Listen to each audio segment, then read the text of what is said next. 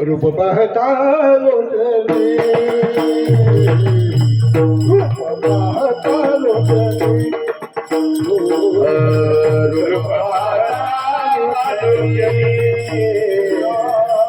रूप पाहता लोचने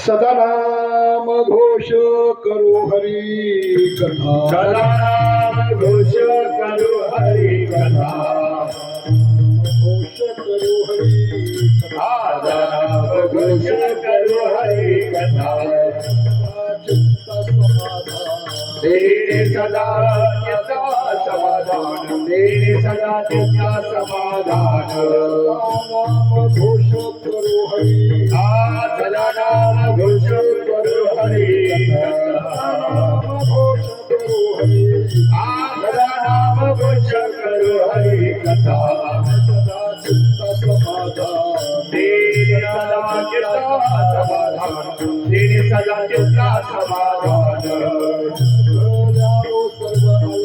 सर्व सुखा जादू सर्व अलंकार सर्व सुख जादू सर्व अलंकार आनंदी निर्भरा डुलत आनंदी निर्भरा डुलत आसो ऐसा कुठे आठवचे नाही आसो ऐसा कुठे आठवचे नाही देही विजयी मोगदशा देही विजयी मोगदशा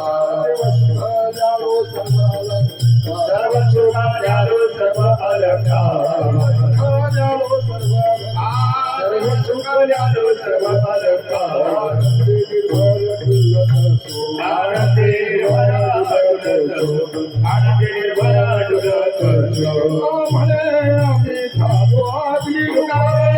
आम्ही साधू अग्निरूप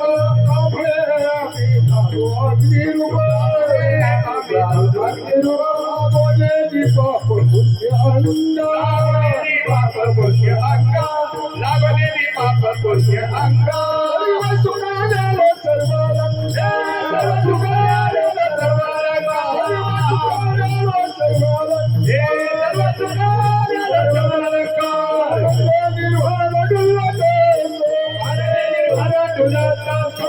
आनंद निर्भरा डुलत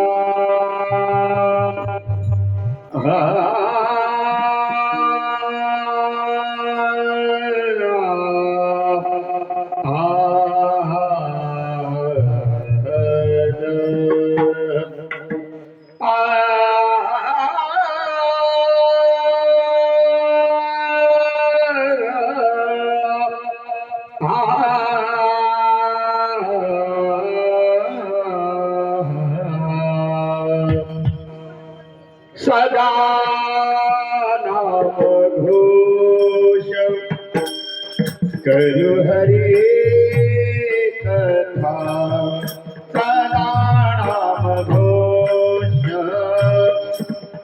करू हरी कथा सदा नाम घोष करू हरी कथा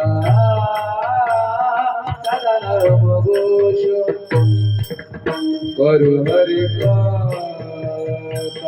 सदा नाम घोष करू हरी कथा सदा नाम घोष करू हरी कथा सदा नाम घोष करू हरी कथा सदा नाम घोष करू हरी कथा इने सदा चित्ता समाधान इने सदा चित्ता समाधान सर्व सुख जालो सर्व अलंकार सर्व सुख जालो सर्व अलंकार तेरे सदा चित्ता समाधान तेरे सदा चित्ता समाधान सर्व सुख जालो सर्व अलंकार सर्व सुख जालो सर्व अलंकार सदा नाम घोष करू हरे कथा सदा नाम घोष करू हरि कथा सदा नाम घोष करू हरि कथा हरि कथा हरि कथा तेरे सदा चित्ता समाधान तेरे सदा चित्ता समाधान सर्व सुख जालो सर्व अलंकार सर्व सुख जालो सर्व अलंकार तेरे सदा चित्ता समाधान तेरे सदा चित्ता समाधान सर्व सुख जालो सर्व अलंकार सर्व सुख जालो सर्व अलंकार आनंदे निर्भरा डुलत डुलत तो आनंदे निर्भरा डुलत डुलत डुलत डुलत आनंदे आनंदे आनंदे निर्भर डुलत डुलत डुलत डुलत डुलत सो डुलत सो आनंदे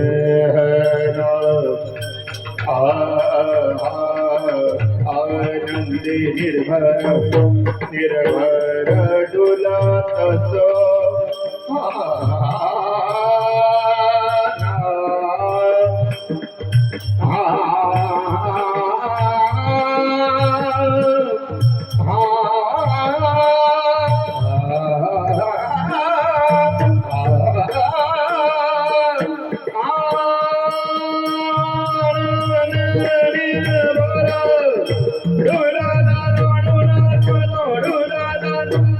डुलत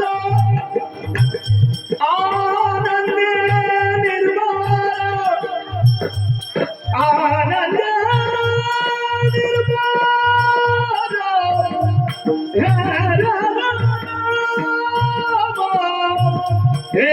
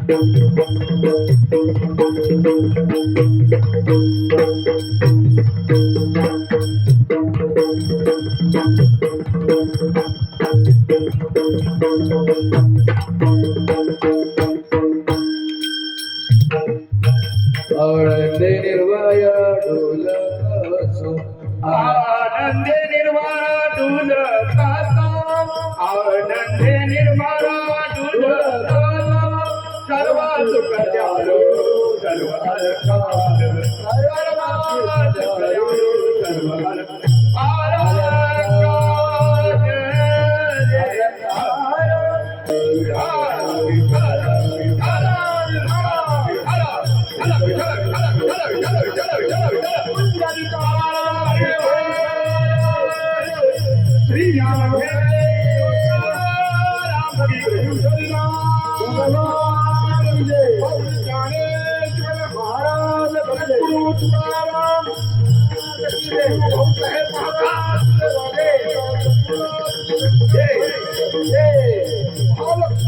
सर्व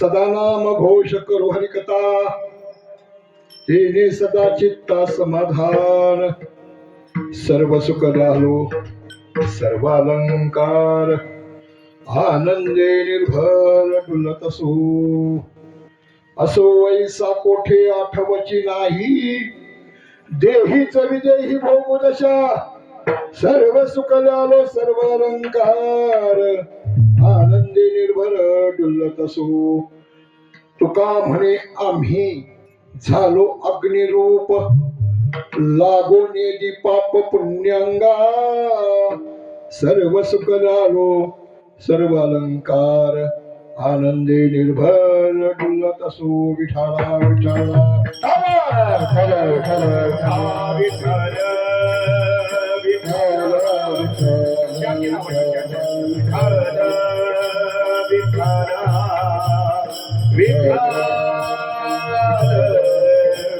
Vittala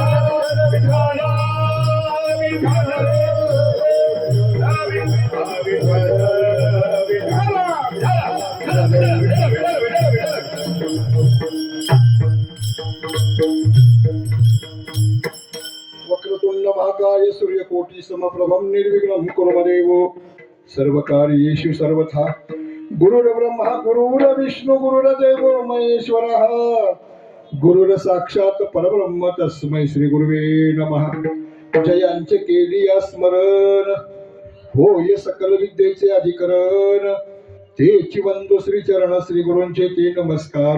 आता महायोग पीठे तटे भीमरथौ वरम पुंडरीकाय दातो मुनींद्रे समागत्य तिष्ठन्ति महानंद कंदम परब्रह्मलिंगम भजे पांडुरंगम. पांडुरंगाकारा प्रथम नमः पांडुरंगाकारा प्रथम नमः पांडुरंगाकारा प्रथम नमः पांडुरंगाकारा प्रथम नमः पांडुरंगाकारा प्रथम नमः पांडुरंगाकारा प्रथम नमः पांडुरंगाकारा प्रथम नमः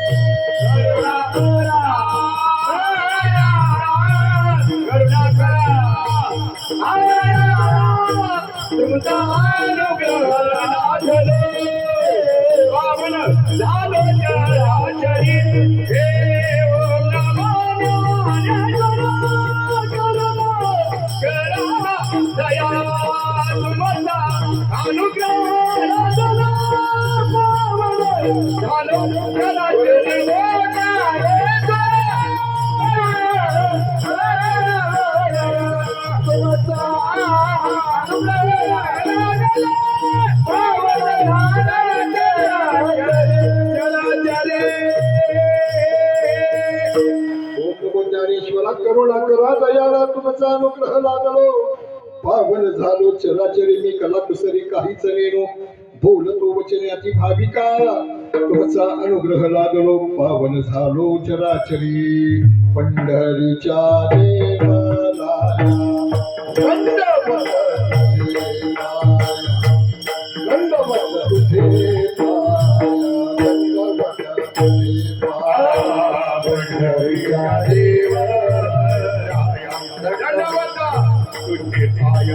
दंडवत तुझे पाया दंडवत तुझे पंढरीच्या देवा दंडवत तुझे पाया दंडवत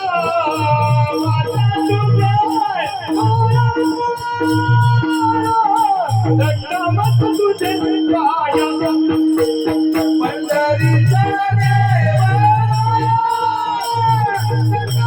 दंडवत तुझे पाया दंडवत तुझे पाया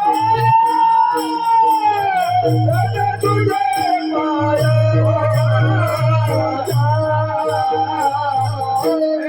पंढरीच्या देवराया दंडवत तुझे पाया वचनाईका कमलापती माझी रंगाची विनंती कर जोडी तो कथे काळी आपण असावे जवळ घ्यावी घ्यावी माझी भाक जरी कामा घेणानिक तुकया बंधू म्हणे देवानी शब्द तुकाची राखावा करे जोडी तो कथे काळी आपण असावे जवळी सदा नाम घोष सदा नाम घोष करो हरी कथा देणे सदा चित्ता समाधान सर्व सुख ल्यालो सर्व अलंकार आनंद निर्भय डुलत असो. प्रस्तुत प्राप्त स्थळी प्राप्त वेळेमध्ये आज या ठिकाणी कीर्तनाचं पहिलं पुष्प विणण्याची जबाबदारी या तुम्ही सर्व ग्रामस्थांनी माझ्यावर सोपवली. त्याबद्दल प्रथमतः सर्वांचं मनपूर्वक हृदयापासून सर्वांच्या चरणावर नतमस्तक. रामकृष्ण हरी. श्री कुलस्वामिनी महालक्ष्मीच्या कृपाशीर्वादानं मोठे थोपटेवाडी येथे श्री जगद्गुरु तुकोबाराय यांच्या बीज उत्सव निमित्त आणि ग्रंथराज ज्ञानेश्वरी पारायण सोहळा गाथा भजन आणि अखंड हरिनाम सप्ताहाच्या माध्यमातून आयोजित करीत आहोत. तर या सोहळ्यामध्ये बहुसंख्येनं आपण उपस्थित राहून या सोहळ्याचा आनंद घ्यावा अशी सर्वांना नम्र विनंती. सदर सप्ताहामध्ये आनंद उत्सव करण्यासाठी या नामघोष प्रसंगी आपली उपस्थिती प्रार्थनीय आहे.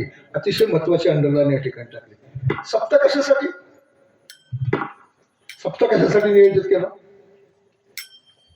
काही कामच नव्हतं म्हणून का? नक्की कारण काय? इथं अतिशय महत्वाचा ठेवला प्रश्न. सदर सप्ताहामध्ये आनंद उत्सव साजरा करायचा. काय करायचंय? आता आनंद उत्सव मंडपात येऊन साजरा होईल का घरामध्ये बसून? वाडी छोटी असू दे, वाडी छोटीचा विषय नाही. आपल्याला जास्त गर्दी नको, आपल्याला जास्तवर जास्त दर्दी माणसं पाहिजे.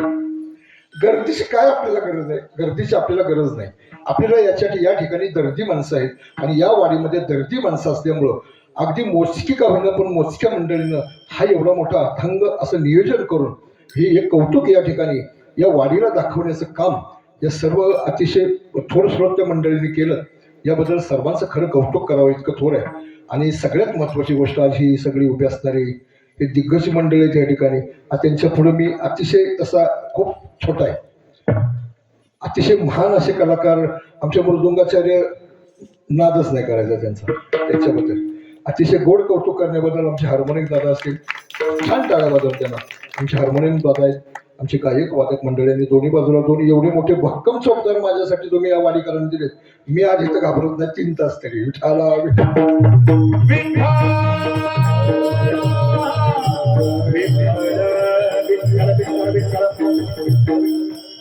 आजच्या या प्रारंभी आज या ठिकाणी प्रारंभ होत आहे.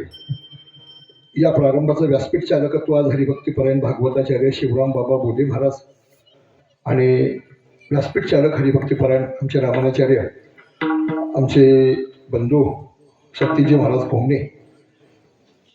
अतिशय गोड चिंतन या महालक्ष्मी मंदिराच्या परिसरामध्ये आज हे ठिकाण इतकं पवित्र आहे. मला मायबाप आदिमाया शक्तीचं स्थान आहे. मायबाप आदिमाया कुठेही येऊन स्थानापन्न होत नसते. आदिमाया या ठिकाणी येण्याकरता आधी भगवंताला येऊन जागा पाहून जावं लागतं. त्यावेळेला आदिमाया येत असते. लक्षात ठेवा, आदिमाया अशी कधीही येत नाही. आदिमायाची अशी 51-52 स्थान आहे. पण 52 स्थानामध्ये सुद्धा तुमच्या या वाडीनं तो नंबर पटकवला याचं कौतुक करण्यासारखं आहे. विठाला विठाला विठाला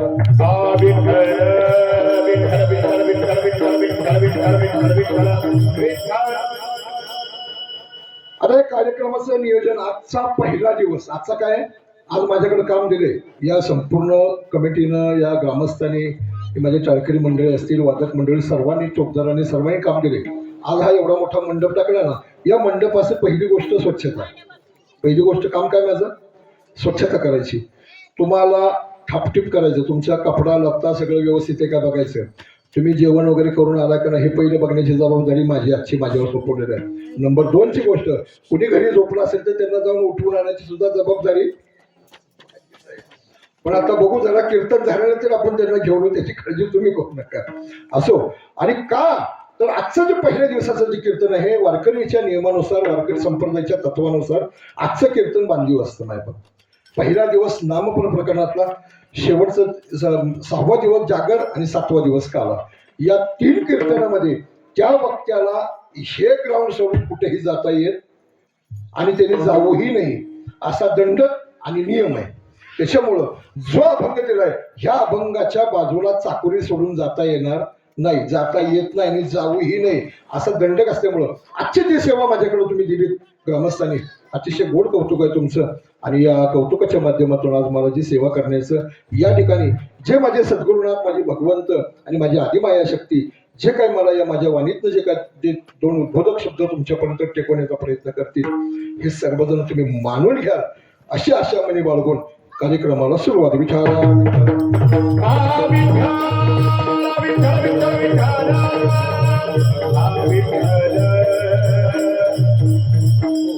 इथे कशी तर केलेल्या अन्न होई कोटी कुळाचे उद्धरण, अतिशय गोड चिंतन मायबाप या ठिकाणी असताना या ठिकाणचा आयोजक मला थोडी सूचना आली. वैयक्तिक कंपल्स म्हणजे पर्सनल कोणाचंही म्हणजे नाव उडवत घेण्यापेक्षा सर्वांच्या आशीर्वादानं, सर्वांच्या कृपेनं हा सगळा एवढा मोठा कार्यक्रम पार पडतोय. श्री गणेश तरुण मंडळ थोपटेवाडी, नवनाथ भजनी मंडळ, समस्त ग्रामस्थ थोपटेवाडी आणि पंचक्रोशीच्या माध्यमातून हे सगळं नियोजन आज या ठिकाणी कार्यक्रमाचं होत आहे. अतिशय अल्प 5वं वर्ष आहे चालू आहे बाबा. 5 वर्ष कशी निघून गेली हे कुणाला, तुम्हाला इथं बसल्यापैकी कोणालाच माहिती आहे. पण ज्याची जो सुरुवातीच्या म्हणजे पहिल्या वर्षापासून 5 वर्षापर्यंत असेल त्या फक्त व्यक्तिमत्वाला तो आनंद काय असतो, सप्ताह म्हणजे काय असतो, तो आनंद फक्त त्यांच्या व्यतिरिक्त कोणाला सांगता येत नाही बाबा. आणि ते महत्भाग्य तुमच्या वाडीकरांना प्राप्त झालंय हे तुमचं सगळ्यात महान मोठं वाक्य. विठाला विठाला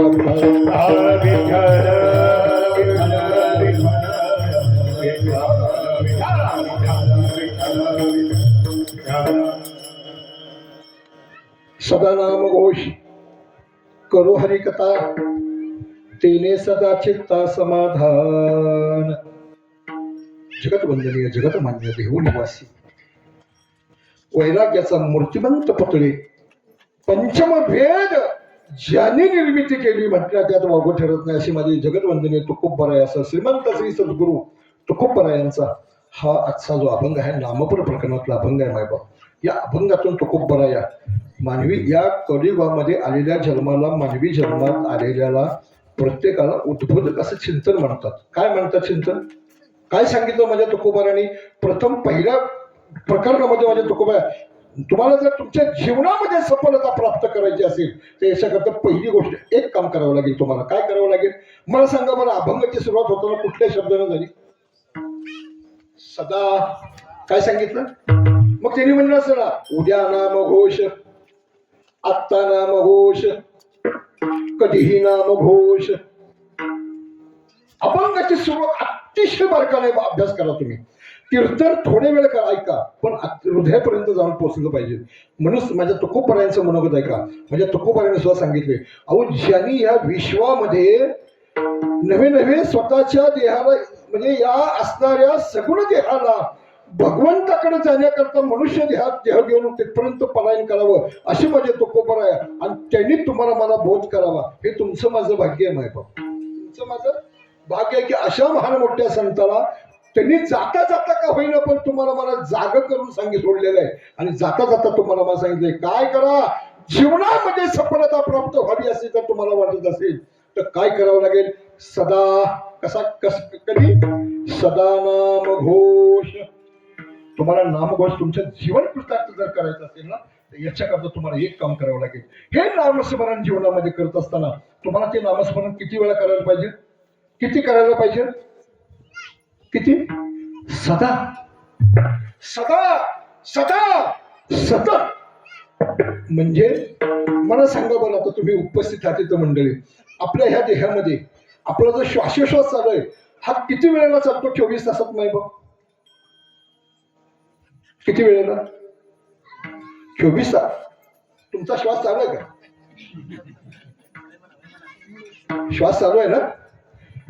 24 तासामध्ये किती श्वास होतात तुमचे?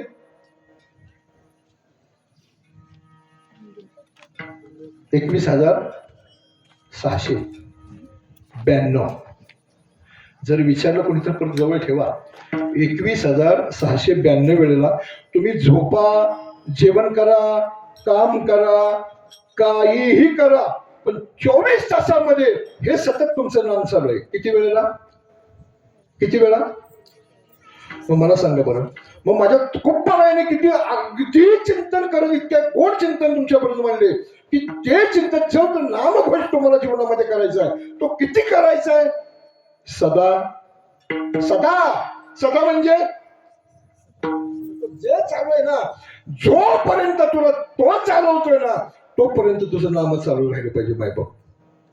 आणि तो चालवत असताना त्यांनीच त्याच्या चालण्यानं ते त्यांच्या चालण्यानं जर तुझं नाम जर तू चालवलंस ना तर तेने सदा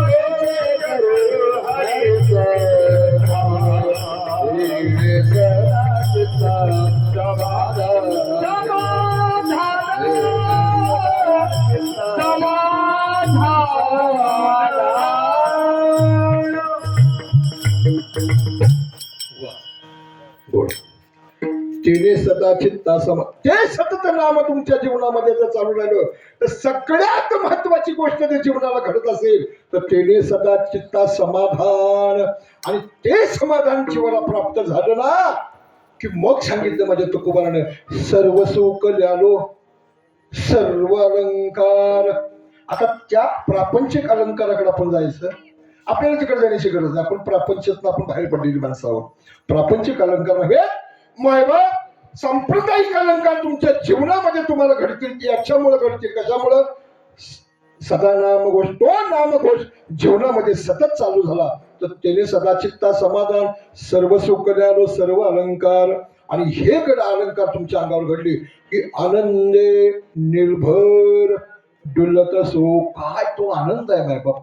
तो आनंद फक्त माझ्या साधू संतांना मिळाला हो. आणि साधू संतांच्या जीवनामध्ये तो आनंद प्राप्त झाला. त्याच वेळेला त्यांनी निर्णय ठरवला ज्याच्यासाठी मी आलोय ना ते कामच आता पूर्ण करायचं. पण ते कधी ठरलं? तो आनंद त्यांच्या जीवनामध्ये त्यांना कळाला आणि कळाल्यानंतर त्यांनी तो देहावर जिरवला आणि तो प्राप्त केला. त्याच्या वेळेला तो आनंद त्यांच्या जीवनामध्ये प्रकट झाला. आनंदे निर्भर डुलत असो. मग याचा परिणाम काय होतो देहामध्ये? या देहावर परिणाम तुकोबाराया काय परिणाम झाला? असवाईसा कोठे आठवची नाही. काही कळत नाही जीवनामध्ये. या आनंदाची निर्मिती झाली काहीही कळत नाही मायबाप. काही कळत नाही. इतकी अवस्था इतकी टोकाची भूमिका त्या जीवनामध्ये त्या जीवाला घडत असते मायबाप. म्हणून असवाईसा कोठे आठवची नाही. देहीची विधेयी अवस्था होत असते मायबाप. आणि देहीची विधेयी अवस्था झाली की मग ते अलंकार देहावर पडतात. तो आनंद त्या आनंदाने डुलत राहतो मायबाप. आणि सतत सतत त्याने सदा त्या चित्ताला समाधान प्राप्त होतं. म्हणून माझ्या तुकोबाने सांगितलं तू का म्हणे आम्ही झालो अग्निरूप. जरी आम्ही अग्निरूप झाला पण हे पाप लागून येते. हे आम्ही का घडतं आमच्या जीवनामध्ये? ते पाप आणि पुण्य आम्ही आमच्या जीवनामध्ये आमच्या देहाला लागून देत नाही. म्हणून आमच्या चित्ताला समाधान विठाला विठाला विठाला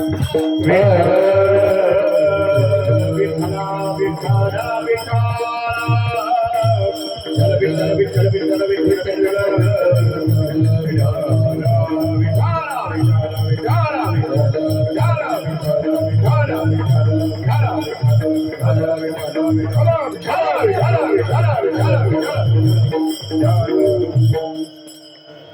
अभंगाचं धावतं वर्णन तुमच्या पुढे ठेवण्याचा मी प्रयत्न केला. अतिशय अभंग सुशिक्षितला, अगदी तुम्हाला मला प्रत्येकाला जीवाच्या प्रत्येक असणारे इथं वस्त्र जेवढे उपस्थित आहेत ना, या प्रत्येकाच्या ओठावर हा रोज घोळणारा अभंग आहे बायबा. म्हणून आज या नामपर प्रकरणामध्ये मला अभंग निवडावा असं माझ्या मनाला वाटलं, म्हणून तो अभंग निवडला. सदा नाम घोष करू आहे कथा, तिने सदा चित्ता समाधान. मला सांगा बरं, आता जे तुम्ही आम्ही जे आलो या ठिकाणी आलो, त्या मंडपामध्ये आलो, या आवारामध्ये आलो, खऱ्या अर्थानं मी कशासाठी आलो इथे? बोला, मला सांगा बरं. आपण आता जे कुटुंबाचा जेवण दोन घास खाल्ले, सगळ्या गोष्टी केल्या, घराला काही कुलूप लावलं असेल नसेल लावले, पण सगळं बाजूला सोडून आता मी मंडपामध्ये माझं आगमन झालं. माझं मंडपात येण्याचं नक्की प्रयोजन कशासाठी मी आलो?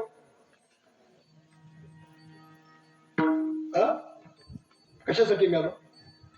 ते सुख आणि समाधान माझ्या जीवनामध्ये मला प्राप्त झालं पाहिजे, तो आनंद मला जीवनामध्ये मिळाला पाहिजे. आणि तो आनंद या जगाच्या पाठीवर इकडे तिकडे कुठे मिळत नाही. तो आनंद फक्त मिळण्याचं एकमेव ठिकाण आहे, जे ज्याला पाहिजे ते आहे रे.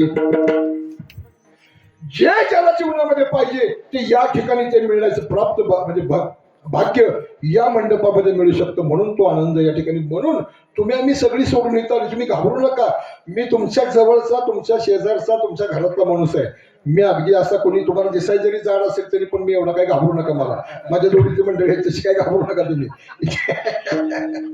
तुम्ही घाबरण्याचं मुळीच तुम्हाला कारण नाही. फक्त तुम्ही आम्ही खेळीमळी, तुम्ही आम्ही खेळ, आपण एकमेकांनी खेळत मिळत, हा या प्रश्नाची उत्तर सहजासहजी तुम्ही द्या. कीर्तन ऐकण्यापेक्षा कीर्तन कळालं पाहिजे. कीर्तन कळालं पाहिजे. मला सांगा, कीर्तन कळलं तर जीवनातली मजा, कीर्तन नाही कळलं तर काय? त्या रात्री बुवाने नुसतं आंबाट कीर्तन सांगितलं तर काय कसलं आंबट आणि कसलं गोड यातला फरक आम्हाला नाही कळत. इथं गादीवर बघा, आता तो तुम्ही वक्त्यांना तो कळतो, श्रोत्यांना तो फक्त कळतो, वक्त्यांना तो कळत नाही, पण तुम्हाला कळतो. पण निश्चितपणाने मी तुम्हाला त्यासाठी म्हणतोय की ज्याच्यासाठी मी इथं आलोय ना, आज मी सगळं सोडून इथं आलोय, ते जीवनामध्ये मला सार्थकी करून ज्याच्याकरता मी आलो ते मला साध्य झालं पाहिजे. विठाल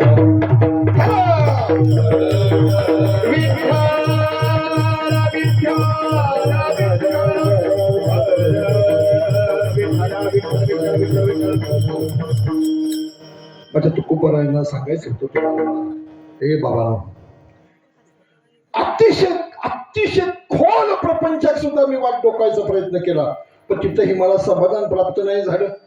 धर्मपत्नी केली, मुलं झाली, प्रपंच केला, गाडा हाकला, व्यापार केला, सगळ्या बाजू मी माझ्या जीवनामध्ये पार करून बघितल्या, पण तिथंही मला समाधान माझ्या जीवनामध्ये मला मिळालं नाही. अंतःकरणातनं अगदी हृदयाला स्पर्श करून माझ्या तुकोबऱ्या समाजाला जातीपूर्वक ज्ञानपूर्वक म्हणजे अगदी जाणीवपूर्वक तुम्हाला मला जागृत करत होते. उठा जागेवारी आता, स्मरण करा पंढरीनाथा, भावे चरणी ठेवा माता, स्वप्न व्यथा जन्माच्या. उठा बरं का. तुम्हाला इतकी कळकळीने तुम्हाला जाणीवपूर्वक माझ्या तुकोबऱ्याने का सांगितलं असेल बरं? सांगण्याचं कारण काय होतं? का अशी कळकळ माझ्या तुकोबरायांना, माझ्या मौलिक ज्ञानोबरायांना, माझ्या साधू अष्टोद संतांना तुमची माझी कळकळ येण्याचं कारण काय? असं काय पदकूर त्यांनी तुमचा माझा घेतला होता?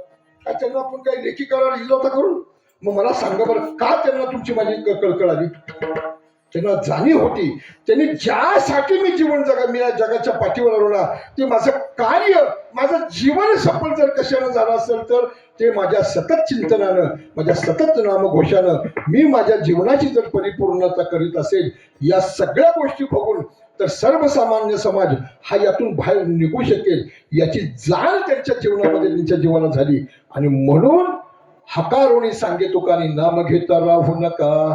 तुकाराम महाराजांनी हाक मारून तुम्हाला सांगितलं, बाबांनो थांबू नका. आता एवढं मला तुम्हाला सांगण्याचं एकमेव जर काय कारण असेल, पहा मायबाप, माझ्या तुकोबरायांना हे सतत जाणीव निर्माण होत होती. सगळ्या गोष्टी परिपूर्ण अवस्थेमध्ये झालं, जीवन अगदी परिपूर्णतेला गेलं, ग्रंथ झालं, अध्ययन झालं, सगळं लिखाण परिपूर्ण झालं माझ्या तुकोबरायांचं.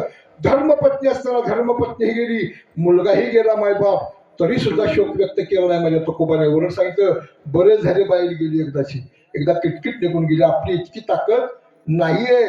आपल्याला जर थोडा जर आपल्याला धक्का लागला तर आपल्याला सहन होत नाही. नुसता आता एखादा नुसता फोन येऊ द्या, आता मंडपात बसला ना, फक्त घरात फोन येऊ द्या, तुम्ही हे सगळं कीर्तन सोडून घरी निघून जा. एवढी ताकद आपल्यामध्ये आहे, खरंच ताकद आहे आपल्यामध्ये.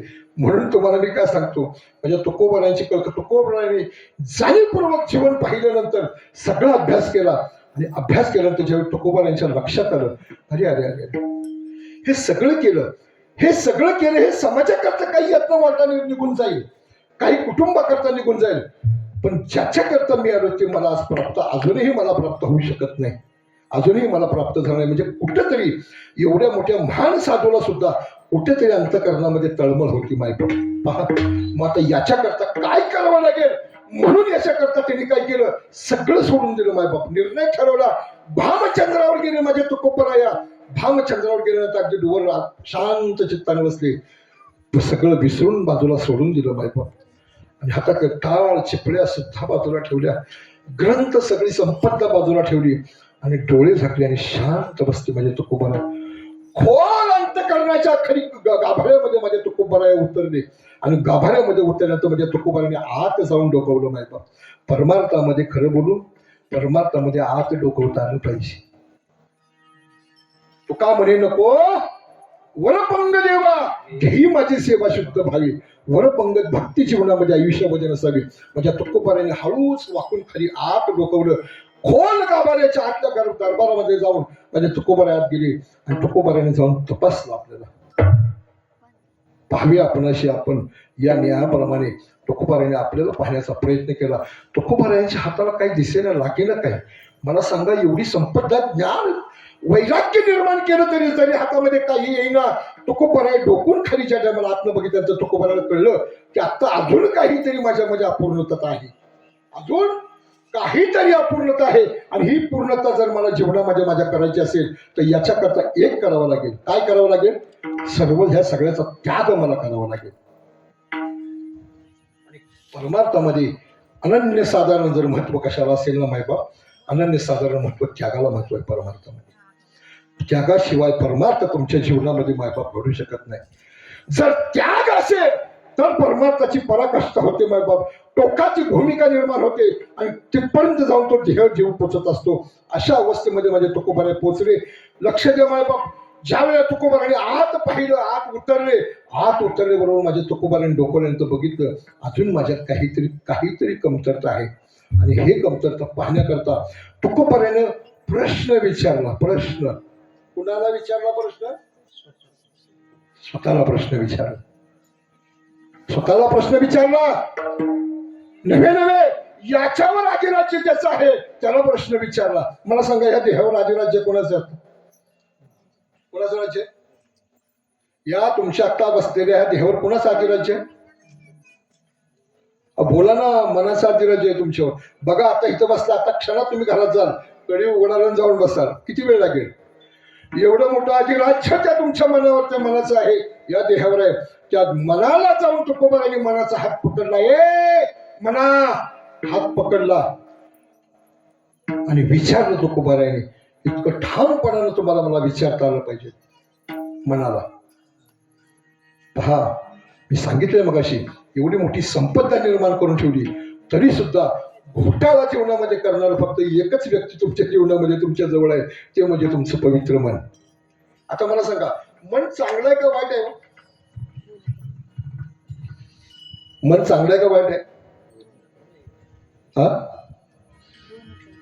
मन चांगलंच आहे. मन चांगलंच आहे. त्याला कुठं लावायचं, कुठं ठेवायचं हे कोणाच्या हातात आहे? कोणाच्या हातात आहे? देवा माझे मन, देवा माझे मन, देवा माझे मन, लाग तुझे चरणी. देवा माझे मन, देवा माझे मन, देवा माझे मन, लाग तुझे चरणी. संसार नाम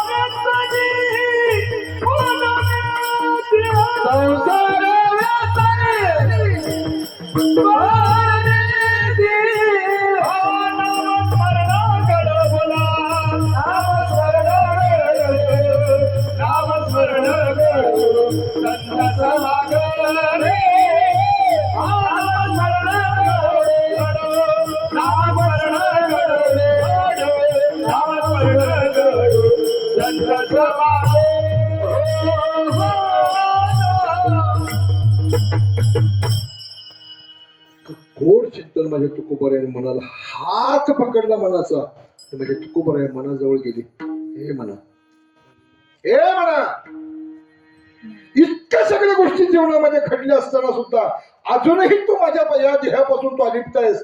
तुला अलिप्त राहण्याचं कारण तरी मला कळू दे.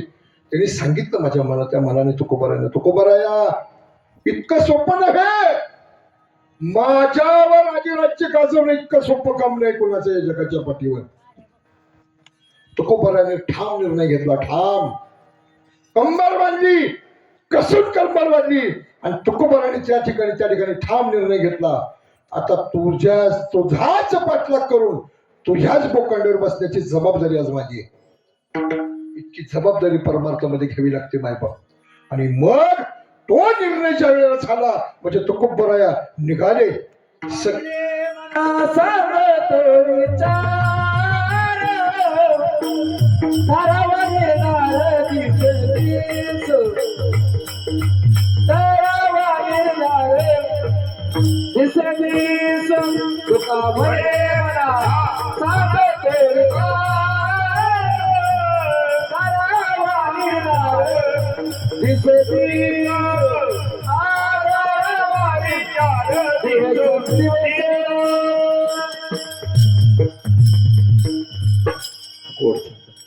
मग माझे तुकोबराया मनाजवळ पोचले आणि तुकोबरायाने मनाला सांगितले, म्हणा इकडे रे. जवळ घेतलं तुकोबरायाने, डोक्यावरनं हात फिरवला माझ्या तुकोबरायाने मनाच्या, आणि मनाच्या डोक्यावरून हात फिरवून ते मनाला सांगितलं. मनाला गोंजरलं मायबाप, मनाला गोंजरून जवळ घेण्याचा प्रयत्न केला. पण तो त्याचा अंग दाखवायचा प्रयत्न करत होता. कोमनी मनात तुम्ही दाखवायचा प्रयत्न करत होता, तरी सुद्धा माझ्या तुकोबरायाने जवळ घेतलं आणि या जवळ घेऊन अगदी एकदाची घरामध्ये जाऊन पोचले. देहूमध्ये असणाऱ्या स्वतःच्या घरामध्ये घेतले. जाता जाता आवडीला, माझ्या आवडे आलो बघ, मी आज आलो बघ आवडे, हात माझ्या आलो बघ म्हटलं तर एवढा मोठा महान आनंद माझ्या आवडीला झाला. आणि आवडीला सांगितलं, आवडी हे आवडे, आज निर्णय ठरवलाय. काय ठरवलाय? रोज तुझी कटकट व्हायची ना, आज मी निर्णय ठरवलाय की आज हे सगळं तुझ्या स्वाधीन करायचे.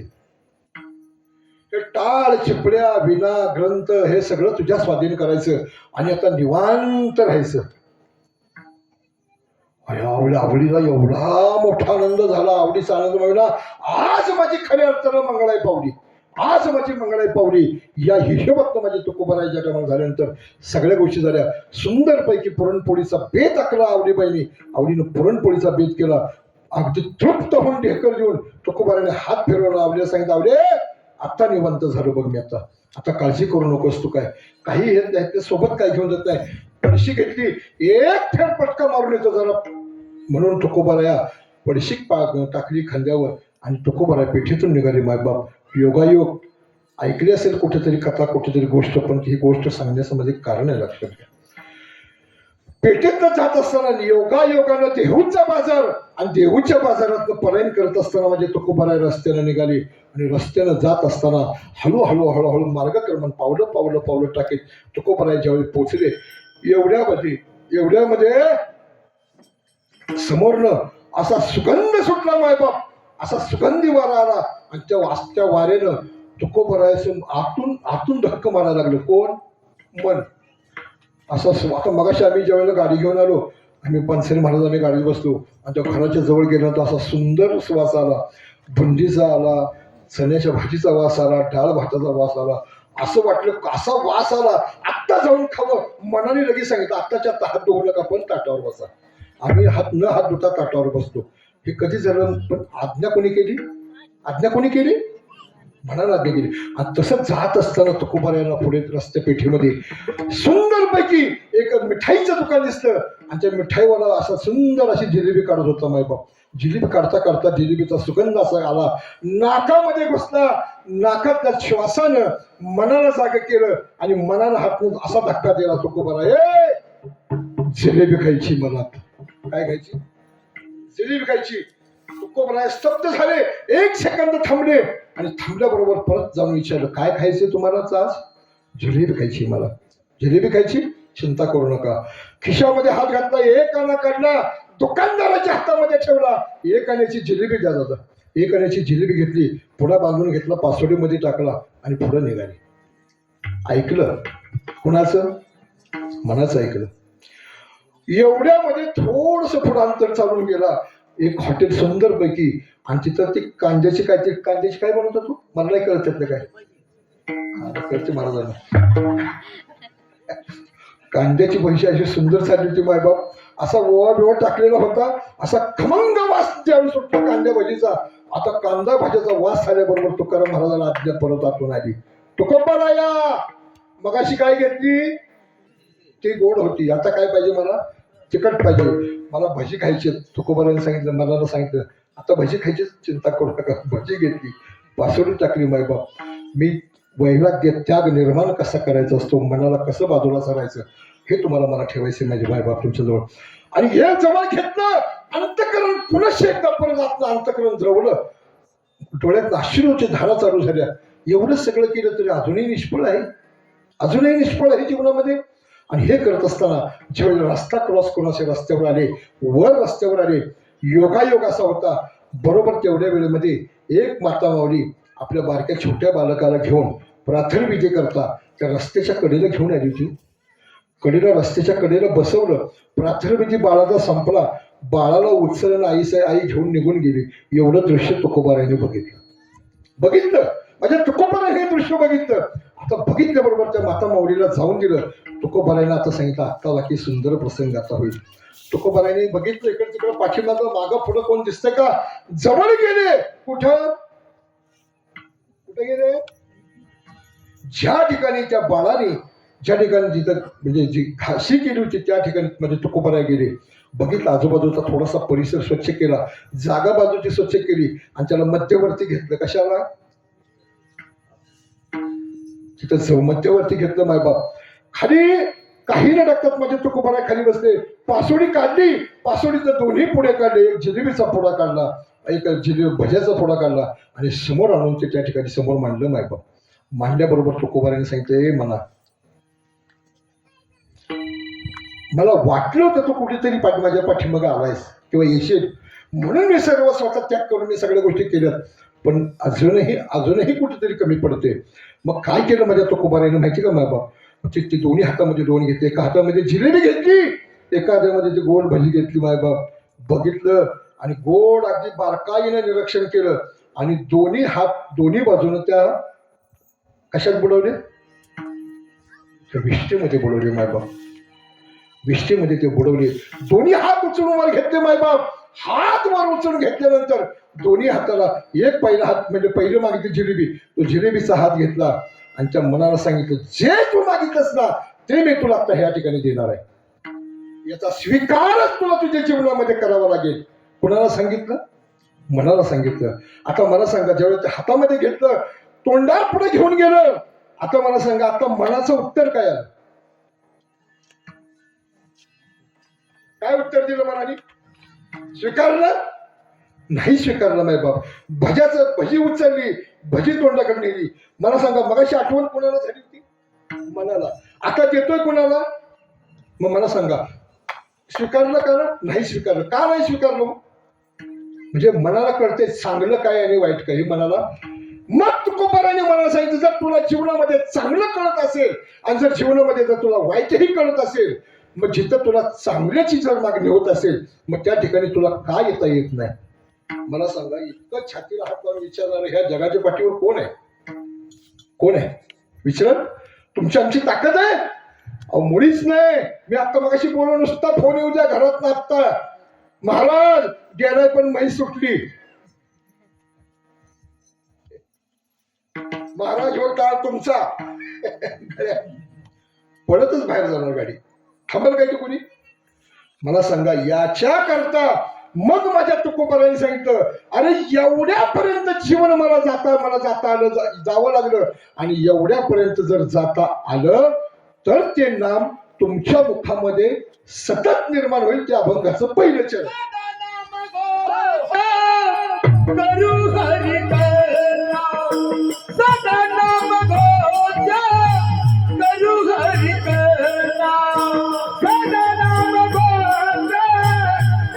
Hare Krishna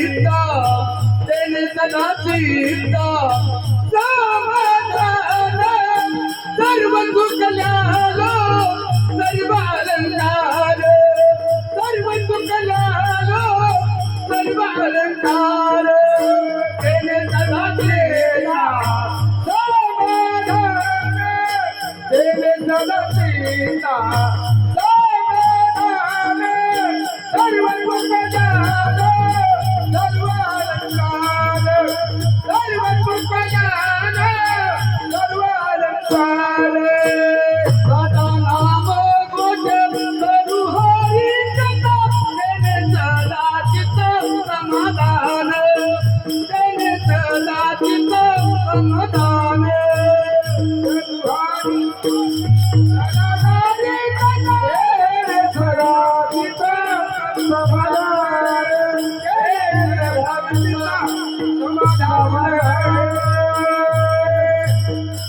हो सदा नाम घोष करो हरिकथा तेरे सदा चित्ता समाधान.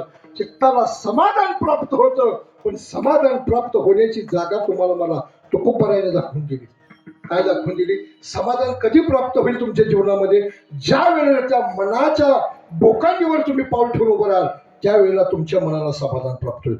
समाधान ही वस्तू अशी आहे का कुठं जाऊन लोणंदच्या मार्केटमध्ये किंवा तुमच्या बारामतीच्या मार्केटमध्ये जाऊन मिळण्याची वस्तू आहे का हो? आहे का काय वस्तू ती? मला सांगा मग समाधान मिळण्याचं ठिकाण कुठे आहे? हा, मनामध्ये समाधान मिळण्याचं ठिकाण आहे. आणि समाधान मानायचं असतं का समाधान मिळतं? समाधान मानायचं असतं. आता मी तुम्हाला एक गोष्ट सांगतो बघा, सुख आणि दुःख. बघा, सुख आणि दुःख. सुख आहे का हो? कोणी मला सुख आहे का? आणि दुःख तरी सुखही नाही. आणि पण मला सांगा, सुखही मानल्याशिवाय राहत नाही आणि दुःखाला बोंबलल्याशिवाय बी राहत नाही. हे खरं का खोटं आहे? खरं आहे. का सांगतो तुम्हाला का? आता मगाशी ज्या वेळेला आम्ही तो कठीण गुण पास करून इकडे अलीकडे आलो, आता ती खडबडीचा रस्ता झालाय तुमचा जरा आता बघितलं बरोबर. मी ड्रायव्हिंग करतोय, माझ्या शेजारी आमचे महाराज बसले शेजारी, आणि काय योगायोग महाराज, खोमणे महाराज, एक बॅग सापडली आम्हाला. काय सापडली? आता काय सांगू तुम्हाला, कोणाची पडली असेल जेव्हाचे कारण देव झाले. माझ्या गाडीचा बॅग बघायच्या जाऊन बघा कुठेतरी एक बॅग सापडली मला. आणि ती बॅग सापडल्याबरोबर आम्ही काय केलं, आम्हाला फोनवर फोन यांची चालू, अहो कुठे आलाय, अहो कुठे आलाय, आलोय म्हणजे जवळ आलोय. आता ती बॅग सापडल्यानंतर मग आम्ही एक काम केलं, हळूच तो रस्ता सोडला आणि जरा थोडासा आउटसाईडचा रस्ता घेतला. हळूच गाडी मी राईट मारली गाडीला, रस्ता सोडून खाली गेलो. खाली गेल्यानंतर म्हणजे आम्ही खाली उतरलो. आम्हाला मागं पुढं कोण बघतोय का? कोणी काय बघितलं नाही. मग आता आम्ही किती, आम्ही 1 2 3 4 माणसं, आम्ही 4 माणसं गाडीमध्ये. आता बॅग उघडले बरोबर, काय तुम्हाला सांगू बाबा बाबा बाबा बाबा, असलेच बंडल, असलेच 500चेच बंडल आहेत. आता बंडल त्यात आहेत 8. किती सांगू नका कुणाला. 8 बंडल आहेत. किती? 8 बंडल. आता 8 बंडल. आता आम्ही किती जण? मी म्हणजे एक काम करू, आपलं 2 घेऊन टाकू, जा कोणालाच राग नको. 2 घेऊन ठेवलेत बरं का, त्यांनी त्यांच्याजवळ, आम्ही आमच्याजवळ. आता मगाशी ज्या वेळेला काय झालं, इथं आलो, उतरलो खाली. आता तेवढ्यात काहीतरी आमच्या त्या महाराजांना काहीतरी घ्यायचं होतं, पण त्यातली एक नोट काढली गेले दुकानात. कुठे गेले? दुकानात गेले. दुकानात गेलं, दुकानदार सांगितलं, दुकानदार दादा आम्ही आलोय, आम्हाला आता इथे कीर्तनाला आलोय, आम्हाला खडी साखर घ्यायची, पाण्याच्या 2 बॉटल घ्यायच्या. त्यांनी सांगितलं एवढे दाबावा, एक 100 रुपये झाले. त्यांनी काय ती नोट काढली, त्यांच्या हातात 500 रुपयाची नोट दिली. दुकानदारानं नोट बघितली. दुकानदाराला थोडी मनाला शंका आली. दुकानदाराजवळ एक मशीन होती, त्या मशीन मध्ये दुकानदाराने नोट टाकली. कशात टाकली? आता त्या मशीननं काय करावं? ते नोट दिली ना फेकून बाजूला. नोट काय केली? दिली फेकून. आता नोट बाजूला फेकून दिली तर यांना राग आला, त्यांनी दुसरी नोट काढली दिली टाकून. घ्या म्हणलं, सर जाऊ दे, गेली तर गेली, घे दुसरी. दुसरी गेली, दुसरी बी टाकून दिली. असं करता करता 10-20 नोटा त्यातल्या मशीननं टाकून दिल्या. आता नोटा टाकून दिलं तर माघारी आले. आम्हाला म्हणजे जरा सुट्ट पैसे नव्हते, 100 रुपये द्या आपल्याला पाण्याच्या वाटी. मी 100 रुपये काढले दिलं, म्हणलं मगाचं पैसे उडायचं. म्हणजे मगाचं पैसे मशीननं काय घेतले. आता मगाचं मशीननं पैसे घेतले म्हणजे आता मला सांगा, ज्या वेळेला पंढर आमच्या जीवनामध्ये आम्हाला मिळाले, दिसले, आम्हाला काय झालं? समाधान झालं, सुख झालं. आता हे बंडल मशीननं फेकून दिलं हे कळलं. आता काय वाटलं? सुख पाहता जमा पाणी दुःख पर्वताये वडे दुःख पर्वताये वडे दुःख पर्वताये वडे सुख पाहता जमा पाणी दुःख पर्वताये वडे दुःख पर्वताये दुःख पर्वताये वडे सुख पाहता तेव्हा पाणी दुःख पडून असं एवढं मोठं दुःख झालं मायबाप. मला सांगायचं ह्यातनं एकच तात्पर्य तुम्हाला सांगायचे. आता मला सांगा, बॅग मिळायच्या आधी सुख होतं का? होतं का? आणि ज्या टायमाला आता हातातनं निघून गेलं, आता ते दुःख त्याच्या आधी होतं का? मग मला सांगा, सुख आणि दुःख हे आम्ही मानलं म्हणून जवळ आलं का ते पहिलंच होतं म्हणून जवळ आलं? कसं झालं? मानलं म्हणून जवळ, बरोबर आहे. आता मला सांगा बरं, ताई सर्वांनी मला सांगा, भाजीत मीठ लागतं का? हा, बरं, मीठ भाजीला लागतं का तुम्हाला लागतं? खरं बोला, खरं बोला, खरं. आपण काय म्हणतो भाजीला मीठ नाही. मला सांगा, मीठ कोणाला लागतं? हा, मीठ. भाजीचा आणि मिठाचा संबंध काय का? काहीच नाही, काही संबंध, काडीचा संबंध नाही. त्याला टाकलं काही नाही टाकलं काय त्याला काय फरक पडणार आहे? ज्या वेळेला खाणारा हातामध्ये घेऊन याच्यावर ठेवेल, कशावर? जिभेवर ठेवेल, त्यावेळेला त्याला चव कळेल. तशी परमार्थामध्ये सुद्धा चव कळण्याकरता कुठेतरी साधू संतांच्या सहवासामध्ये जावं लागतं. आणि जे सहवासात जातील आणि ज्या मार्गाने माझे साधू संत गेले त्या मार्गाने जाण्याचा जर प्रयत्न त्या जीवाने केला आणि तो प्रयत्न करत असताना त्यांनी जीवनामध्ये सदा नामघोष करू, तो हरिनामाचा कथा, ते हरिनामाचं चिंतन, सदा चिंतन त्याने जर केलं तर त्याने सदा चित्ता त्याच्या चित्ताला समाधान मिळायला वेळ लागणार नाही.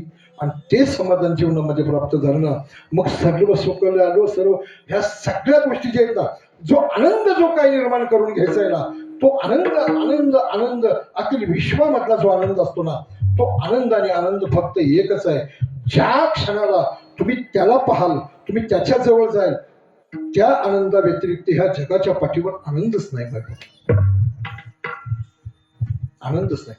आता मला सांगा, आता आपण इथं सगळी उभे आहोत, ही मंडळी बसलीत, महिला वर्ग उभा आहे, इकडं स्पीकर आहे, मशीन, हा माईक बोलतोय, मी तुमच्या पुढे उभा आहे. आता मला सांगा, हे दिसतं हे सगळं सत्य आहे का असत्य आहे? हे सगळं दिसतंय, हे सगळं सत्य का असत्य आहे? हे सगळं असत्य आहे. हा माईक असत्य, तुम्ही मी पुढे दिसतोय उभा असत्य, सगळं असत्य आहे.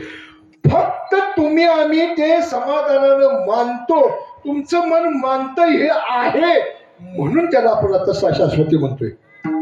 आता मला सांगा, रिचार्ज मारतो, रिचार्ज कशाला? जवळजवळ मला वाटतं इथं बसल्यापैकी नसेल कोणाला एवढं मोबाईलची काय माहिती, पण माझा अंदाज आहे. पण आपण काहीतरी मारतो, किती महिन्याचा मारतो दादा? किती महिन्याचा मारतो? 12 महिन्याचा मारतोय. किती महिन्याचा? मला सांगा, ओन काळ येईल कैसा नाही.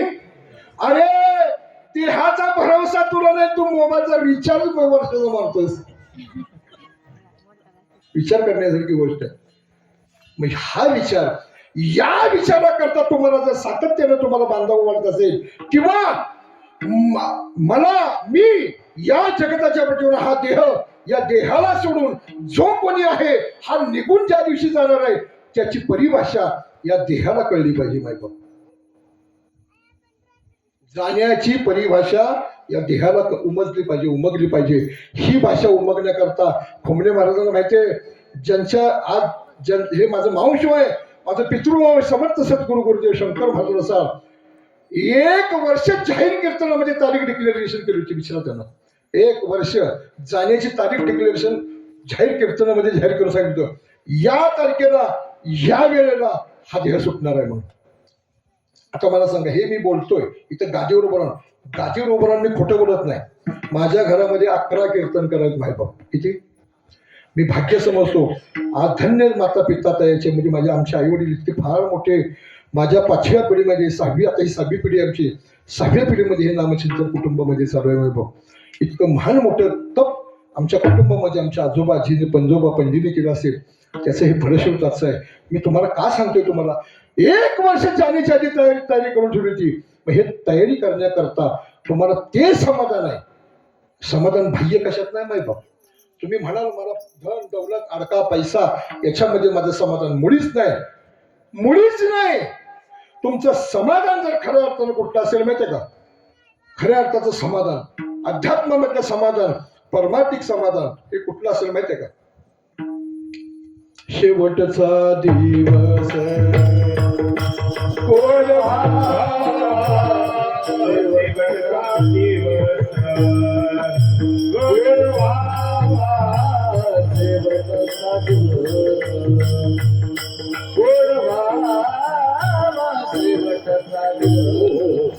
बघा, आपल्याला हे फक्त कारणापुरतं घ्यायचंय बायबाप. कशासाठी सांगतोय तुम्हाला सांगतोय, लक्षात ठेवा माझ्याकडं ही समाधान आहे बायबाप. आणि हे समाधान माझ्या तुकोबारायांच्या लक्षात आलं होतं. हे समाधान माझ्या तुकोबाने, म्हणूनच माझ्या तुकोबाने सांगितलं, हे समाधान प्राप्त होण्याकरता मी माझ्या जीवनामध्ये सदा नाम घोष केला, जेणे चित्ता समाधान माझ्या जीवनामध्ये मिळालं. एक या म्हणजे ही चिंतन माझ्या जीवनामध्ये घडल्याचा परिणाम या माझ्या देहावर उमटला आणि तो उमटलेला परिणाम माझ्या जीवनामध्ये मला सार्थकी लागला बाप. आणि ज्या वेळेला मगाच्या कथेवर येतो ते दोन्ही घास तोंडाकडे घेऊन गेले, पण त्यावेळेला त्या मनानं लाथाडलं. आणि ज्या क्षणाला मनाने लाथाडलं ना बाप, त्या क्षणाला तुकोबाराने सांगितलं, तुझा आता अधिकार माझ्याजवळ राहण्याचा नाही. आतापर्यंत तू सांगितलंस मी ऐकलं, पण आता इथं पुढे मी सांगेन तुला ऐकावं लागेल. याच्यावर इथं या शे घटना ज्या क्षणाला माझ्या तुकोबाराने हातात घेतली त्यावेळेला तुकोबाराने सांगितलं, आनंद हे निर्भय डुलत. आता मी आनंदाने निर्भयाने मी डुलतो का, की ज्याच्या देहावर ज्याच्या डोक्यावर पाय मी ठेवला, ज्या सत्याने मी पाय ठेवला, ते सतत चिंतन माझ्या जीवनामध्ये मी पार करून घेतलं, त्याचा फायदा माझ्या जीवनामध्ये मला झाला. आणि हे माझ्या तुकोबाऱ्यांना तुम्हाला मला सांगायचं या अभंगाच्या माध्यमातून. अभंग असण्याचा सोपा आहे. अभंग हा असा आहे, अभंग ज्या भूमिकेतनं तुम्ही वळवाल ना, ज्या भूमिकेतनं वळणारा अभंग आहे. सदा नाम घोष करो हरिकथा, केने सदा चित्ता समाधान. ते समाधान तुम्हाला मला जाणता आलं पाहिजे माय बाप. आणि ते जाणण्याची जबाबदारी तुकोबारायांनी तुमच्या माझ्यावर सोपवली, साधू संतांवर सोपवली, म्हणतावर सोपवली, माळकरवर सोपवली, टाळकरवर सोपवली, ग्रामस्थावर सोपवली. म्हणून हा एवढा मोठा मेळ. विठाला विठाला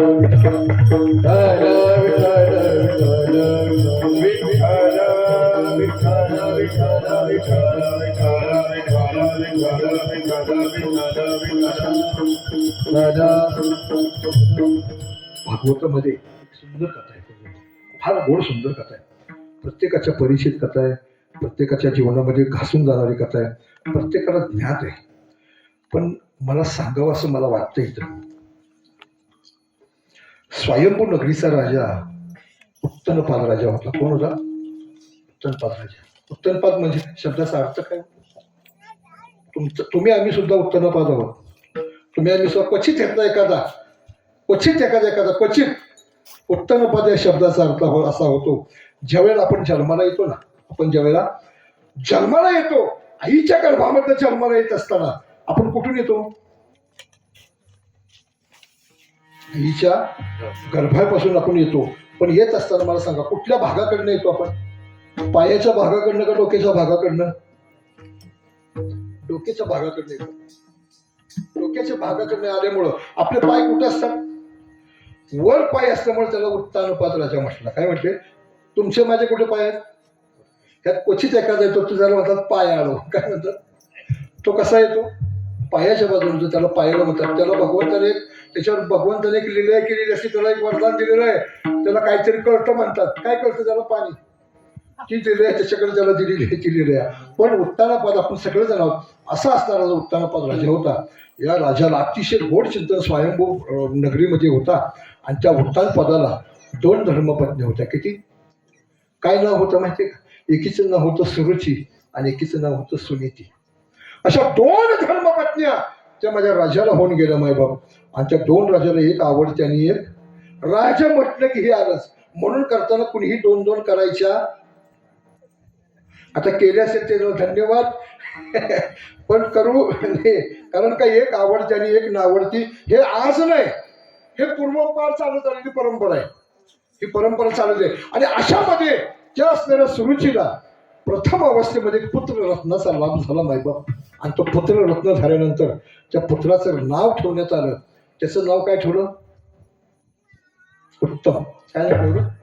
आणि दुसरा जो झाला सुनीतीला, त्याचं नाव ठेवलं ध्रुव. काय नाव होतं? आता ध्रुवाची कथा तुम्हाला माहित असेल. कथा सोपी आहे, कथा शान आहे, पण कथेमध्ये सगळं या अभंगाचं मूळ तत्व दडलेलं आहे माहिती. म्हणून मी जाणीवपूर्वक ही कथा तुमच्या पुढे ठेवते. अशी असणारी दोन्ही मुलं, माझ्या उत्थानपाद राजाला 2 मुलं झाली होती. आणि त्या असणारा त्याचा सुरुचीचा जो मुलगा होता, त्या मुलाला, तो मुलगा अतिशय गोंडसाचा आवडतीचा मुलगा, आणि ध्रुव हा नावडतीचा मुलगा. आता नावडतीचा मुलगा असा असल्यामुळं राजाने रोज त्या महालामध्ये दरबारामध्ये बसल्यानंतर तो आवडता सुरुचीचा मुलगा धावत धावत धावत पळत यायचा बाबांच्याकडे. बाबा बाबा बाबा बाबा करत यावं. बाबाने हळूच त्याला उचलून घ्यावं. गोंडस असणारं युवराज बाळ बाबाने उचलून घ्यावं आणि त्याला कडे खांद्यावर घ्यावं. त्याचे पापे घ्यावे, त्याला कवटाळून मुठी मारावी. आणि काय सांगावं मायबाप, इतकं कोड कौतुक करावं, इतकं कोड कौतुक करावं मायबाप. आणि त्या कोड कौतुकाची परिभाषा नव्हती मायबाप. आणि हे फक्त डोळ्याने बघायचं त्या असणाऱ्या दुसऱ्या बाळाने. काय त्याचं नाव? ध्रुव. त्या ध्रुवाने नेमकं त्या बाळाला उचललं की ध्रुवाने त्याच्याकडे बघायचं. ध्रुवाला सुद्धा वाटत होतं की मीही माझ्या बाबांच्या जवळ गेलो पाहिजे. कर्म धर्म संयोगानं एक दिवस असं वेळ आला, कळत न कळत, ज्या वेळेला ते बाळ सुरुचीचं बाळ राजाजवळ नव्हतं, ध्रुव तिथपर्यंत पोहोचला. राजाकडे पाहिलं आणि राजाकडे पाहिल्यानंतर राजाने बघितलं ध्रुव पळत येतोय. राजाजवळ गेल्यानंतर राजाचं असं असणारं जर धोतर पकडलं त्या ध्रुवाने. बाबा, ओ बाबा, मलाही घ्या ना उचलून कडेवर. बाबाने काय सांगा उत्तर द्यावं माय बाबा. तुला उचलून घेतलं असता, पण सुरुचीच्या पोटी तुला जन्माला यायला पाहिजे होतं. हे उत्तर कोणाचं? राजाचं उत्तर आहे. राजाचं नव्हे, एका बापाचं उत्तर आहे की ज्या बापानं त्यालाही जन्म दिला आणि ज्या बापाने यालाही जन्म दिलाय, त्या बापाचं उत्तर आहे मायबाप हे. आणि हे करत असताना बघितलं तरीही तो बालहट्ट होता मायबाप. त्या बालहट्टामुळं त्या उत्तानपाद राजाला असणाऱ्या बापाला अशी घट्ट मिठी कवळा मारला. कवळा मारल्याबरोबर राजाला राग आला. हे बघत हे मिठी मारलेली ही असणाऱ्या त्या सुरुचीने पाहिलं होतं मायबाप. आणि त्या सुरुचीनं पाहिल्याबरोबर बघता बघता राजाची नजर सुरुचीच्या चेहऱ्याकडे वाढल्याबरोबर राजानं काय केलं मायबाप माहितीये? त्या असणाऱ्या ध्रुवाला अशी लात मारली. लात मारून पोरगा बाजूला पाडला. स्वतःच्या बापानं, उत्तानपाद असणारा राजा आणि स्वतःच्या त्या बारक्या बाळाला सुद्धा लात मारली. लात मारल्याबरोबर बाळ इतक्या पलीकडे जाऊन ओक्साबोक्षी बाळ रडायला लागलं. रडता रडता रडता रडता तिथून उठलं, कसं बस उठलं आणि आपल्या असणाऱ्या आईजवळ गेलं. ए आई, थांब ना ग जरा. लगबग गेलं. आई जरा जवळ थांबली. काय रे बाळा, काय झालं बाळा? आई, हे बाबा कोणाचे आहेत ग? त्या छोट्याशा बाळाला विचारलेला प्रश्न आहे, हे बाबा कोणाचे आहेत? अरे बाबा, हे बाबा तुझेच आहेत रे. मग हे बाबा जर माझे जर आहेत तर ह्या बाबांनी मला लात का मारली असेल गाई? हे बाबा मला बाबाला मी आवडत नाही का ग? अरे बाळा, जर बाबाला मीच आवडत नाही तर तू कसा आवडशील? मीच जर तुला आवडत नाही तर बाबांना तू कसा आवडशील रे दादा? हा बरं, त्या एवढ्याशा छोट्याशा मनावर एवढा मोठा महान आघात घडला. आई, मग मला असं सांग ना की मला जवळ कोण करील? या जगाच्या पाठीवर तू जर सोडली तर तुझ्या व्यतिरिक्त मला ह्या जगाच्या पाठीवर जवळ करणार कुणी नाही काय? आईच्या डोळ्यामध्ये 2 थर थर थर थर थर थर थर पोहायला लागले. आईनं पाहिलं बाळाकडं. बाळाच्या चेहऱ्यावरून असा तोंडावर हात फिरवला, घट्ट मिठी मारली बाळाला छातीला लावलं आणि बाळाला सांगितलं, बाळा, तुला घेणार आहे कोणीतरी रे. तुला नक्की घेईल, पण याच्याकरता तुला एक काम करावं लागेल. बघा, तुझ्या जीवनामध्ये तुला एक काम करावं लागेल. आई, तू सांगशील ते काम मी करीन, पण मला असं व्यक्तिमत्व माझ्या जीवनामध्ये मला मिळालं पाहिजे की त्यांनी मला कुठंच बाजूला नाही सारलं पाहिजे. आईने सांगितलं चिंता करू नको, ते तुला मिळेल, पण ते मिळण्याकरता तुला त्याग करावा लागेल. मी बघा मूळ जागेवर आलो. म्हणून परमार्थामध्ये खरी किंमत जी आहे ती त्यागाला किंमत आहे. तुला त्याग करावा लागेल. आई कुणाचा त्याग करू? तुला माझा त्याग करावा लागेल. हे बघ आई, या जगाच्या पाठीवर तुला सोडून जर मला कुठली गोष्ट जर काही मिळत असेल तर ती मला माझ्या जीवनामध्ये नको आहे. मला फक्त आणि फक्त तू हवीस. आईने सांगितलंय बघ, तुझ्या जीवनामध्ये जर परिपूर्णता पाहिजे असेल, तुला जीवन परिपक्व करायचं असेल तर तुला या मार्गाने तुला जावं लागेल. आणि मग आईला सांगितलं बरोबर, आईचं दर्शन घेतं. आईने सांगितलं घे दर्शन, आणि मी सांगते तेवढा शब्द माझ्या जीवनामध्ये आहे. या जगाच्या पाठीवर तुला जर जवळ कोणी घेणार असेल तर तू फक्त एक देव आहे, एक भगवंत आहे. आणि त्या भगवंताची भेट घेण्याकरता तुला माझा त्याग करावा लागेल. आई ठीक आहे, मी तोही त्याग करीन, पण तो भगवंत मला मिळेल का? मिळणार नाही. तुला मिळायलाच पाहिजे, मिळेलच. मग याच्याकरता मी काय करू? आत्ताच्या आत्ता माझ्या जवळून निघून जा. पण लक्षात ठेव, जोपर्यंत तो देव तुला भेटणार नाही तोपर्यंत तुझं तोंड सुद्धा तुम्हाला दाखवायचं नाही. किती वर्षाच्या मुलाला? किती? 6 वर्षाचा बालक होता. किती वर्षाचा? आमचा 22 वर्षाचा झाला तरी घर सोडत नाही. 28 झाली, 42 वर्षाचा. आमच्याकडे कॅटलॉग आहे. आमच्याकडे 42 वाली येतात आमच्याकडे. महाराज बघा बरं का आमच्याकडे यंदा. आम्ही रोज बघतो तुम्ही आमच्या वळीच्या म्हणलं हे घातलं असतं तर कधीच झालं असतं. पण आता ते बी नाही. जरी इकडं ना तिकडं ना आड्यात ना पवऱ्यात, तर काय करायचं मी तरी. असू दे.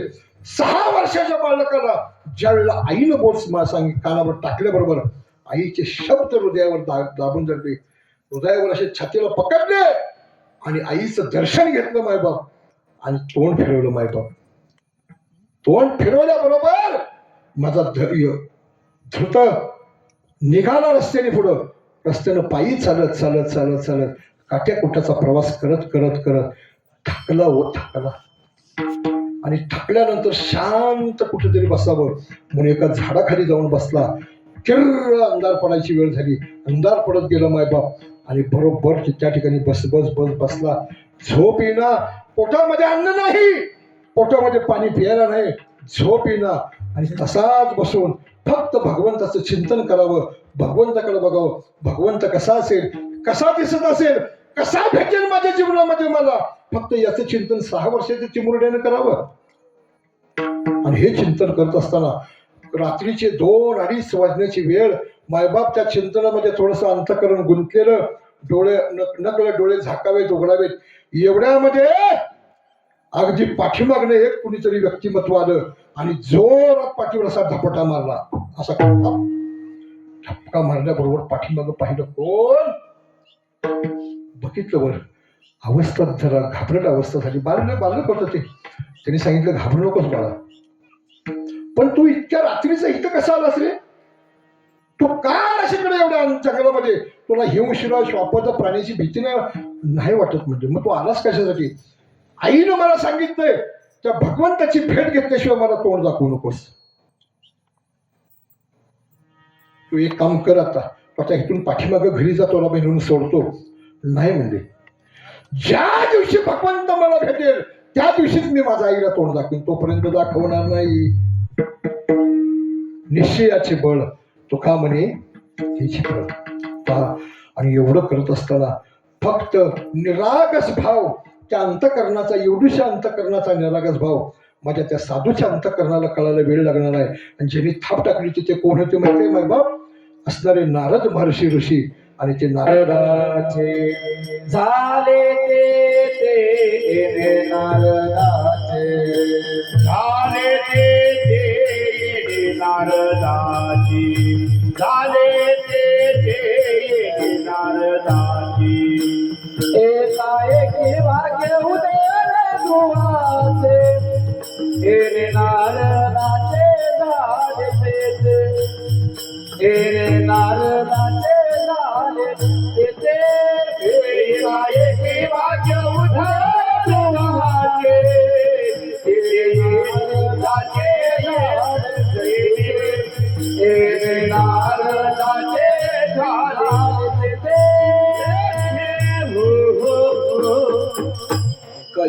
देवजळले ध्रुवाचे इथे येणे झाले नारदाचे. अशा पद्धतीनं माझे नारद महर्षी ज्यावेळेस नारद महर्षीनं पाहिलं त्या बालकाचं निरागस वृत्ती निरागस प्रेम माझ्या नारदानं पाहिल्याबरोबर नारदानं मस्तकावर हात ठेवला आणि मस्तकावर डोक्यावर हात ठेवल्याबरोबर नारदानं साक्षात डोक्यावर हात ठेवला आणि सांगितल्याबरोबर उचलला आणि आपल्या हृदयाला लावला. माझा बायपा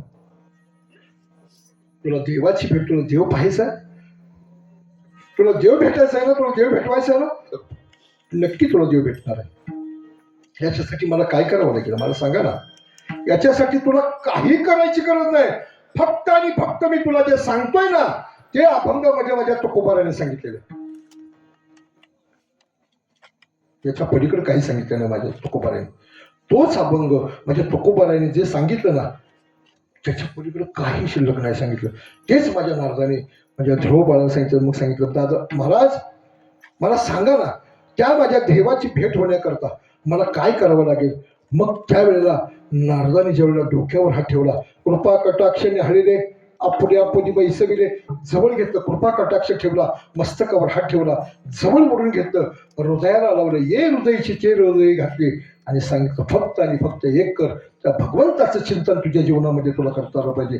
आणि ते चिंतन करण्याकरता माझ्या नारदाने त्याला ओम नमो भगवते वासुदेवाय ओम नमो भगवते वासुदेवाय असा जप मंत्र ज्या वेळेला माझ्या ध्रुवराजाला माझ्या नारदाने दिला आणि सांगितलं हे चिंतन तुझ्या जीवनामध्ये ज्या वेळेला अवस्थेला पोचेल त्या दिवशी त्या देवाला तुझ्या जवळ तुला यावंच लागेल. आणि ते जे चिंतन केलं ते माझ्या तुकोबाने सदा नामघोष तो नामघोष तुझ्या जीवनामध्ये तुला जर सतत घडला तर तेने सदा चित्ता समाधान तुझ्या चित्ताला ते समाधान मिळणार आहे. आणि ते समाधान तुझ्या जीवनाला मिळालं तर तुझ्या जीवनातले सर्व अलंकार सगळ्या गोष्टी तुझ्या जीवनामध्ये तुला मिळतील. आणि मग हे झाल्यानंतर ज्या वेळेला ते सर्व सुख तुझ्या जीवनावरती ह्यावर उमटेल त्यावेळेला असो कोटे तुला आठव राहणार नाही. कुणी सांगितलं असो कोटे आठवची नाही.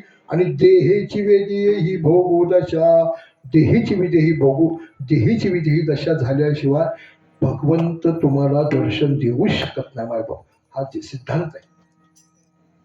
तुम्ही म्हणाल की भगवंत मी आत्ता जाऊन अंबिका महालक्ष्मीच्या मंदिरा गाभाऱ्यामध्ये जाऊन मी रात्रंदिवस नवरात्र जागर करीन मला अंबिका माता कुठतरी दर्शन देईल. सोडून जातो विषय. भक्त आणि भक्त याच्याकरता ते समाधान ते चिंतन तुमच्या हृदयात मानता आलं पाहिजे. ते तुम्हाला म्हणजे त्याला खोली देता आली पाहिजे त्याला आकार देता आला पाहिजे. आणि ज्या वेळेला असो कोटे आठवची नाही देहीची विदेही अवस्था होते असं चिंतन समोर येतं. ते चिंतन आल्यानंतर या देहाची अवस्था बिघडून जाते. आणि ते बिघडण्याकरता तुम्हाला मला माझ्या तुकोबाराने जे चिंतन सांगितले ते चिंतन तुम्हाला मला करावं लागेल.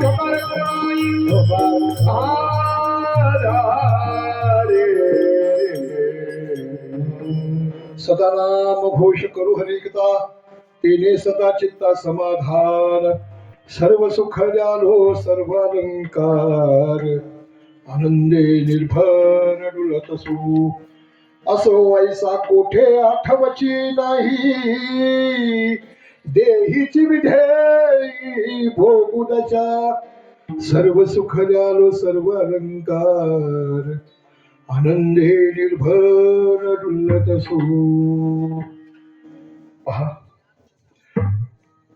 अभंगाच्या पूर्वचरणामध्ये माझ्या तुकोबारायांचं अतिशय गोड चिंतन माझ्या तुकोबारायांनी तुम्हाला माझ्याकरता मांडून ठेवलं. मायबाप पहा बरं आज या ठिकाणी अतिशय छोटी म्हणण्यापेक्षा मी अंतकरणानं मोठी असणारी सोपटेवाडी म्हणू शकतो मी निश्चितपणाने. मी मगाशी बोललो अंतकरण आणि समाजामध्ये अंतकरण मोठं लागतं. मायबाप अंतकरण मोठं झालं ना की जे ज्याला पाहिजे ते मिळून जातं. या ठिकाणी जे ज्याला पाहिजे फक्त एक आहे शुद्ध ज्याचा भाव झाला देव नाही दुरी त्याला. मी सांगितलं तुम्हाला या ठिकाणी तनु मनुजीवे चरणाशी लागावे अगरवता करावे दास्य सकळ.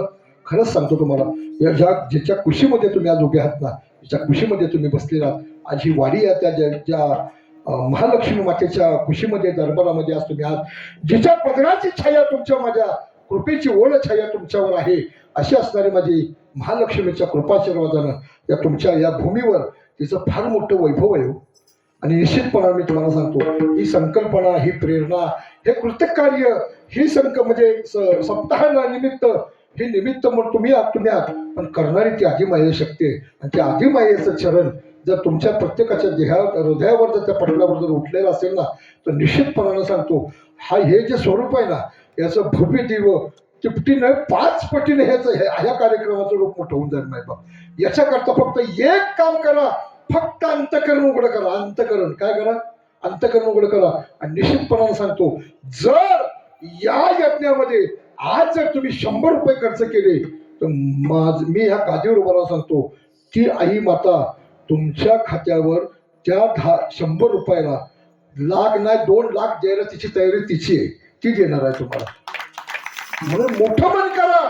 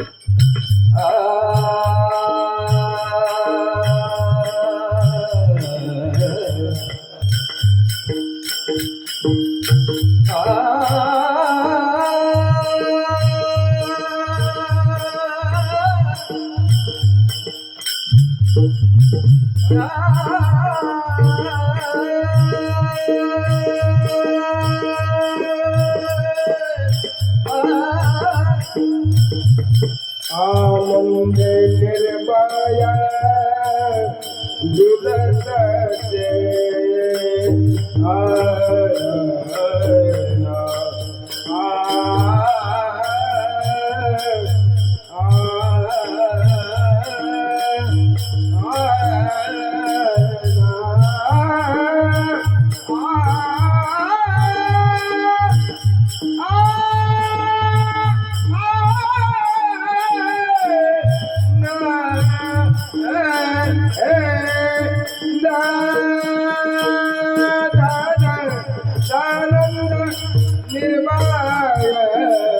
डुलतचे आनंदे निर्भर डुलतो आनंदे निर्भर डुलतो सर्व दुःख जालो सर्व अलंकार आणि बलिदान दुःख जालो सर्व